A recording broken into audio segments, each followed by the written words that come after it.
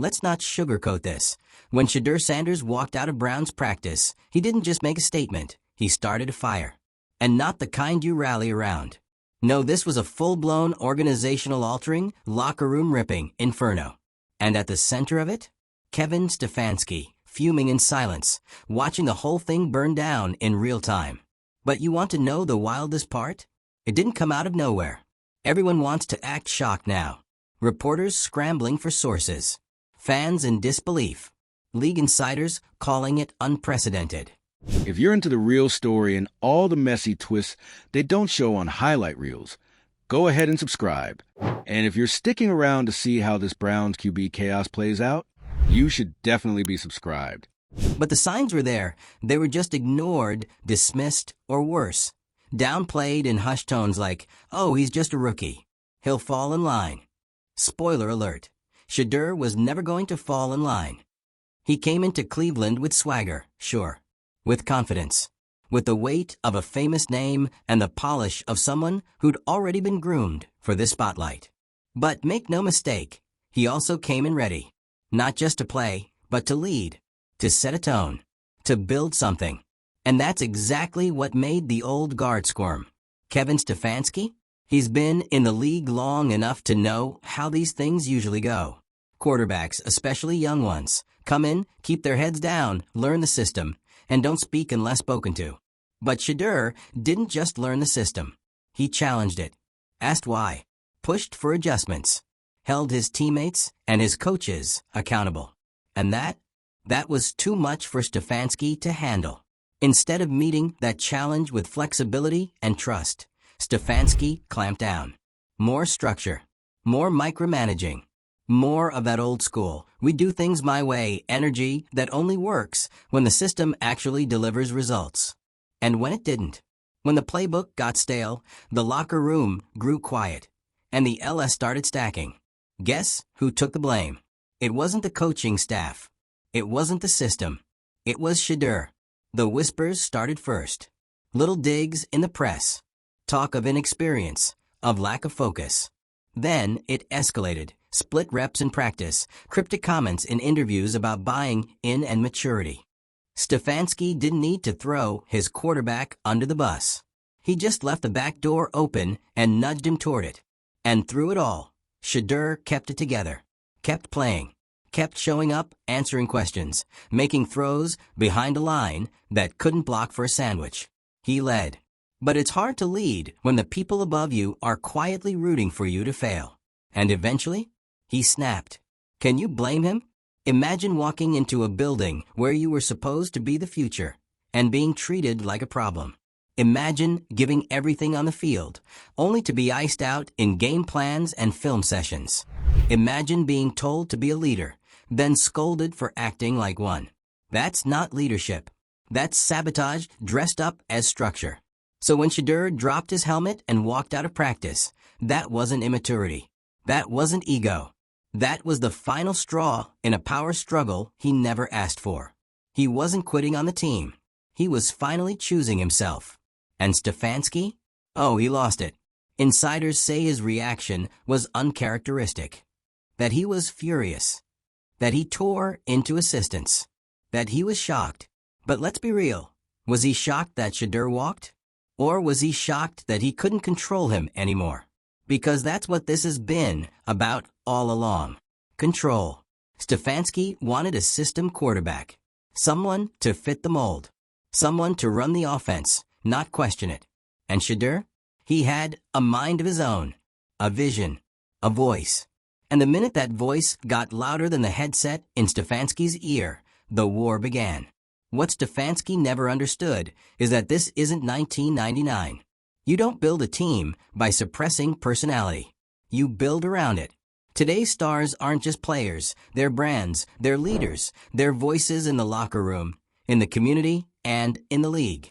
And when you try to mute that voice, you don't just silence a player, you fracture your entire team. That's exactly what happened in Cleveland. You could feel the cracks forming long before the walkout. Teammates splitting into cliques. Vets whispering in corners. Young guys looking confused during reps. The energy shifted. Practice got tight. Players stopped having fun. And the locker room? It went cold. And now, it's scorched earth. Because when your franchise QB walks out mid-practice, everyone feels it. From the towel guys to the top brass. It sends a message that something is deeply, fundamentally broken. That whatever illusion of cohesion the team was clinging to is now gone. And the damage? It's not just emotional. It's strategic, financial, reputational. Free agents are watching. Future draft picks are watching. The league is watching. No one wants to walk into an environment where leadership is confused, communication is non-existent, and the coach is at war with his own star player. And it's not just Stefanski that looks bad. Where was the GM in all this? Where was ownership? Where was anyone with the emotional intelligence to pull these two in a room, hash it out, and say, let's fix this before it blows up? Because it wasn't unfixable. Not in the beginning. But the Browns? They waited. They ignored. They hoped it would go away. And then, kaboom. Now Shedeur is out. Gone. Probably already fielding calls. Probably already working with a trainer in some sun-drenched facility, with a new team's playbook tucked in his back pocket. And you know he's going to thrive. You know he's going to walk into his next locker room, shake hands with the right people, win respect fast, and become the guy. Because that's what he was always destined to be. And Cleveland? They'll be left explaining why they let him go. And that's a question that doesn't go away. Not with time. Not with excuses. Not even with a winning streak. Because it's not about wins anymore. It's about identity. And the Browns just proved they have none. They had a chance to evolve. To embrace a modern quarterback. To lead the league in not just play, but culture. But instead, they doubled down on fear. On rigidity. On control. And now they're left in the ashes, wondering what went wrong. It wasn't just a bad day at practice. It was a defining moment. One that will haunt this franchise until the next Shedeur comes along. And next time, that guy might look at Cleveland and say, no thanks. Let me know what you think in the comments. Was Stefanski right to react the way he did? Or did he fumble the one shot he had at building something real? Could this have been prevented? Or was it doomed from the start? And hit that subscribe button. Because if you thought this was wild, just wait until Shedeur wins somewhere else. That's when the real regret. You see, when Shedeur Sanders walked off that field and out of that facility, it wasn't just the end of a relationship. It was the moment the Browns lost control of their future. Entire franchises are built around quarterbacks like Shedeur. You don't just stumble onto a player like that and treat him like a puzzle piece. You build the damn table around him. But Cleveland? Cleveland tried to shove him into a system that didn't fit, didn't flex, and didn't even try to evolve. And when he didn't contort himself to their outdated model of what a good soldier quarterback should be, they painted him as the problem. The irony? He was the solution. Let's take a second to remember why they drafted him in the first place. Remember the press conference? Stefanski sitting next to the GM, smug smiles all around, talking about changing the culture, about bringing in a guy with intangibles, maturity, and leadership. They talked about Shedeur's poise, his preparation, his presence. They didn't just draft a quarterback, they sold him as a turning point. And for a minute, it looked like it might actually work. Remember that first preseason game? Remember the zip on his throws? The command in the huddle? The way the team moved when he was under center? You could feel it. There was energy, electricity, hope. But behind the scenes, that hope was already being crushed under the weight of mismanagement and ego. Because as soon as Shedeur started asking the wrong questions, like, why are we running this outdated scheme, or can we get more tempo, or why am I not getting first team reps after last week's win? The coaching staff didn't see a young leader trying to elevate the program. They saw a threat. Stefanski, especially, couldn't handle it. The man's been praised as a system guy for years. And yeah, that worked for a while when he had a veteran roster willing to be micromanaged. But this is a new era. These aren't the silent soldiers of the 2000s. These are smart, media-trained, high-value athletes with platforms and influence. They're not here to play mind games. They're here to win. And Shedeur came into that locker room like a lightning bolt, clear, confident, and with every intention of changing the narrative. Not just for the Browns, but for himself, for his legacy, for the kind of quarterback he represents. But from day one, the coaching staff tried to clip his wings, limiting his reps, praising backups in meetings after Shedeur led game-winning drives, whispering to the media about leadership maturity. It was never about football. It was about control. And Shedeur? He refused to be molded into something smaller just to make Stefanski feel bigger. He wouldn't lower his voice, stop asking questions, or pretend the system was working when it wasn't. And that is what broke the relationship. Let's go back to that final day, the infamous walkout. You think Shedeur just snapped one morning and tossed his helmet? No. That was calculated. That was clarity. He gave them weeks, months, to meet him halfway, to collaborate, to show even a shred of trust. And they gave him side eyes, second-string reps, and subtle smear campaigns in the press. So yeah, he walked. Not because he quit, but because he knew he deserved better. And now, the Browns are flailing. Stefanski's holding emergency meetings. The front office is putting out statements that read like they were written in a crisis management seminar. Players are tiptoeing around the media, choosing their words very carefully, trying not to say what everyone is already thinking. The organization screwed this up, big time. And the fallout is just beginning. Because don't forget, quarterbacks don't exist in a vacuum. They shape locker rooms. They define eras. When you alienate that guy, you don't just lose his arm. You lose the confidence of the entire roster. That tight end who saw Shedeur putting in film work every night, he's checked out now. That young wideout who had chemistry with him, already thinking about free agency. The defensive veterans, they're tired of the noise. The Browns had a clean slate, a young star, a chance to rewrite their history. And they blew it. You know what's coming next, right? The redemption arc. Because Shedeur's not disappearing into silence. He's not retreating. If anything, he's about to hit another level. The media narrative is flipping fast. Uncoachable is turning into misunderstood.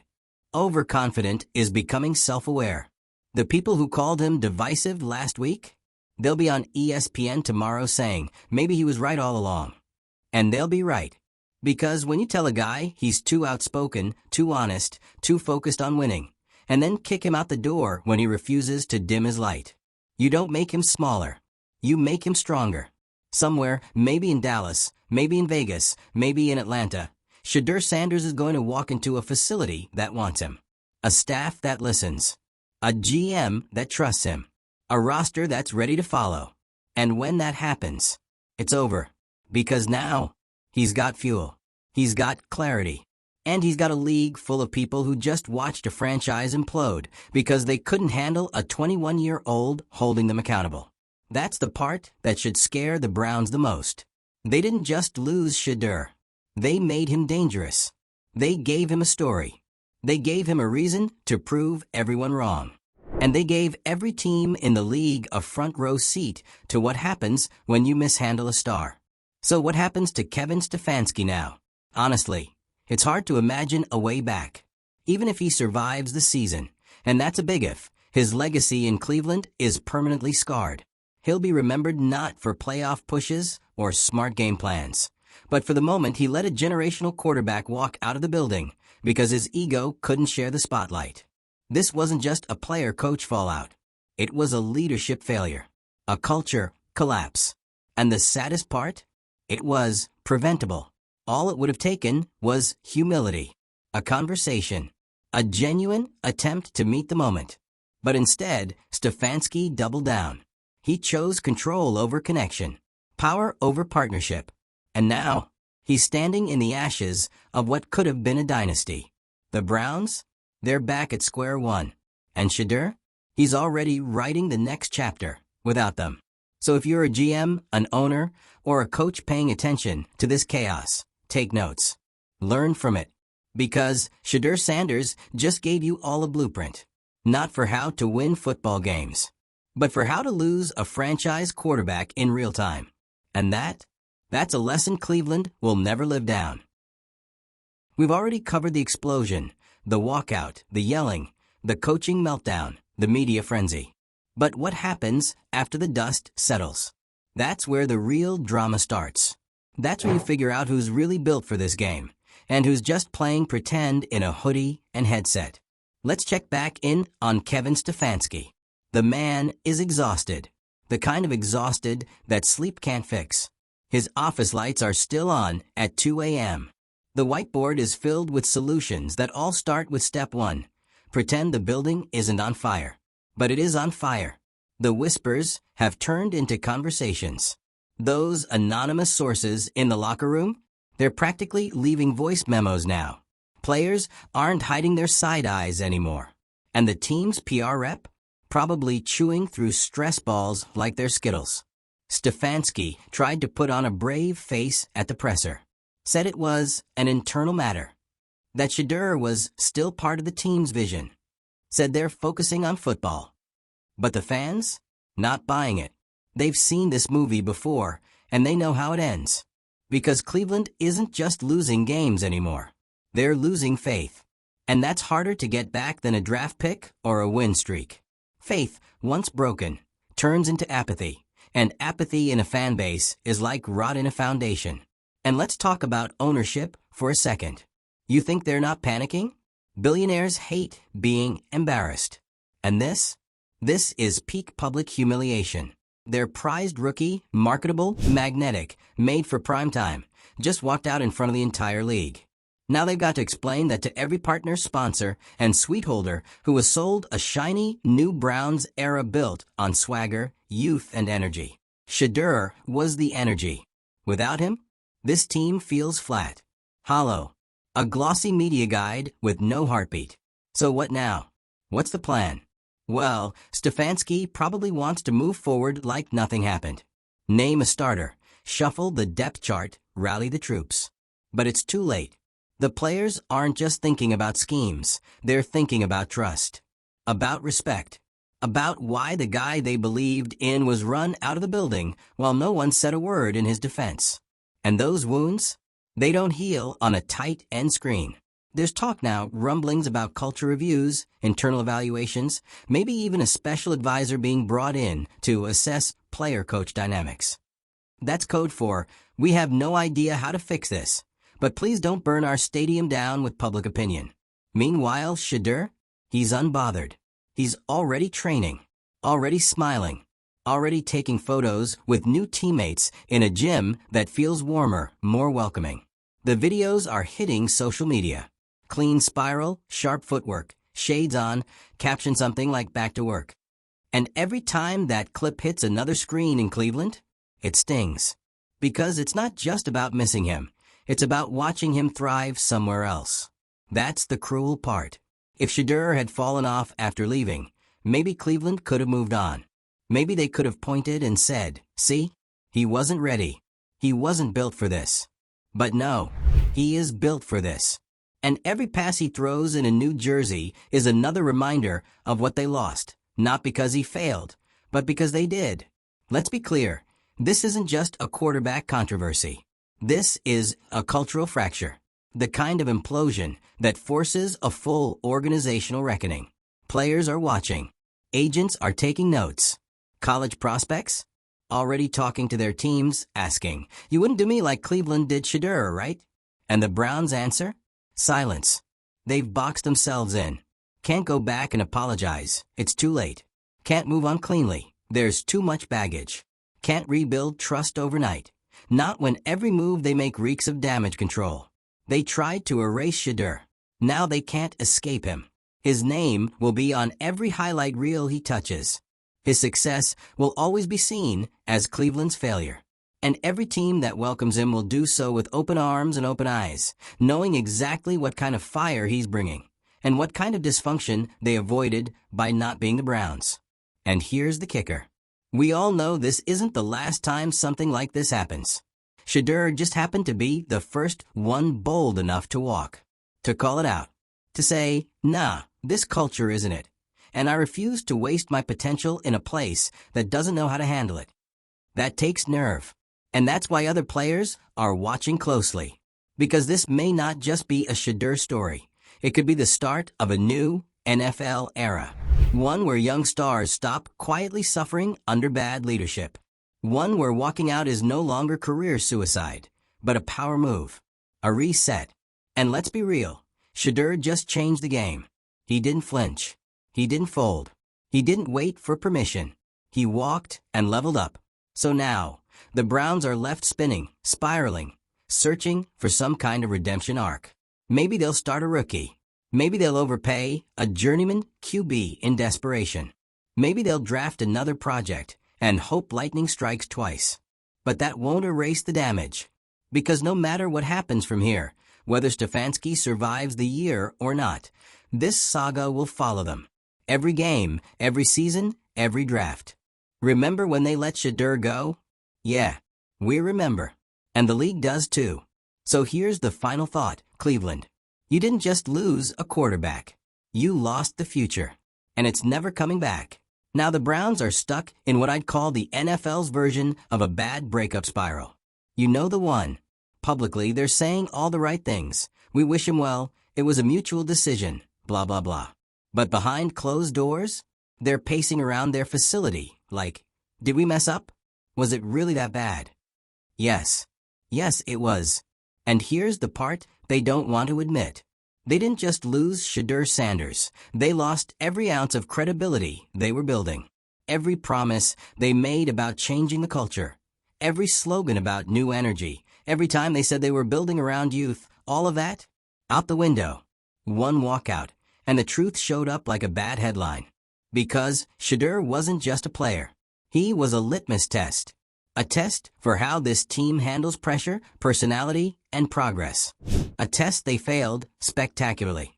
And while Stefanski might be out here clinging to his clipboard like it's a life raft, players are watching. Prospects are paying attention. You don't think this is being talked about in college locker rooms right now? Oh, did you see what happened with Shedeur in Cleveland? Yeah, that's wild. No way I'd go there. Boom. Recruiting advantage? Gone. It's not just about football anymore. It's about perception. It's about reputation. Because in today's NFL, you're not just managing a team. You're managing a brand. And the Browns brand? It's giving toxic workplace energy right now. Meanwhile, Shedeur is basically floating above the chaos. He hasn't thrown a single shade-laced tweet. No interview tantrum. He just left. Head high, hands clean. And that silence? That's the loudest thing he could have done. Because now every time a reporter asks him about Cleveland, all he has to do is smile and say, I'm focused on my next chapter.